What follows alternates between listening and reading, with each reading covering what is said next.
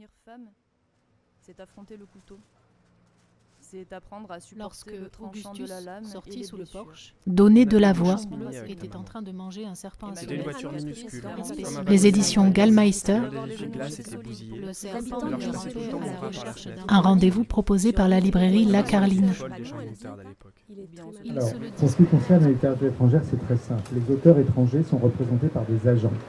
Aux États-Unis, vous n'envoyez pas votre manuscrit à une maison d'édition. Vous envoyez vos manuscrits à un agent qui va travailler avec vous votre texte en disant voilà, ça il faut changer, hop.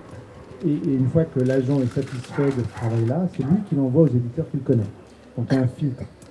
Donc le travail que font les éditeurs en France, de littérature française, est fait par des agents aux États-Unis. Et après, les agents vont vendre ces livres-là à l'étranger, en Allemagne, en Italie, en France. Donc les agents américains, moi je les connais, ils nous connaissent et ils nous envoient systématiquement leurs livres à nous et à d'autres éditeurs français, des grands, des moyennes, petites maisons. Il y a des éditeurs américains qui font la même chose, et puis il y a les auteurs que je connais qui me disent « Ah, t'as lu ça, c'est vachement bien, lis-le ». Et il se trouve qu'aux États-Unis, c'est très très dur pour la littérature. C'est... bon, en France, vous savez, pour faire très très court, on a le prix unique du livre, qui fait que si on publie Harry Potter est au même prix dans cette librairie que dans un centre Leclerc ou sur Amazon. Donc, vous le savez, ou même vous ne le savez pas, mais confusément on le sait, et globalement on va dans la librairie.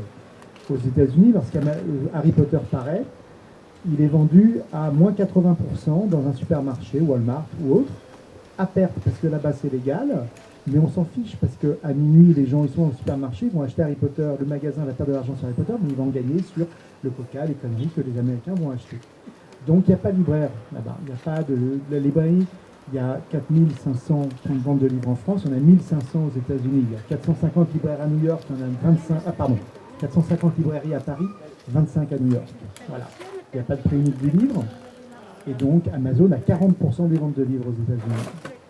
Donc il n'y a pas de place pour des auteurs littéraires vraiment déjà installés. C'est-à-dire qu'aujourd'hui, James Cromley ne serait pas publié, Marine Robinson sans doute pas, Philippe Roth non. Voilà, parce que c'est pas le moment. Voilà. Donc, en fait, l'édition, elle est ultra capitalistique et axée sur on fait des choses qui marchent. Voilà. Et donc, des auteurs de mon catalogue, par exemple David Vann, voilà. Ses ventes ont toujours été supérieures en France à ce qu'elles étaient aux États-Unis, et pas qu'un peu. Hein, Second Island, on a vendu 350 000 maintenant. Aux États-Unis, ils en ont vendu 15 000. Donc, le prix unique fait que les libraires existent. Je passe sur le réseau de médiathèques qui est absolument démentiel, le fait qu'il y a encore un bac de français, etc. C'est-à-dire que le livre fait vraiment partie de notre culture. La France et l'Allemagne, c'est le phare du monde là-dessus. Et fait que ces auteurs-là peuvent financièrement vivre de leur plume grâce aux lecteurs français. Oui.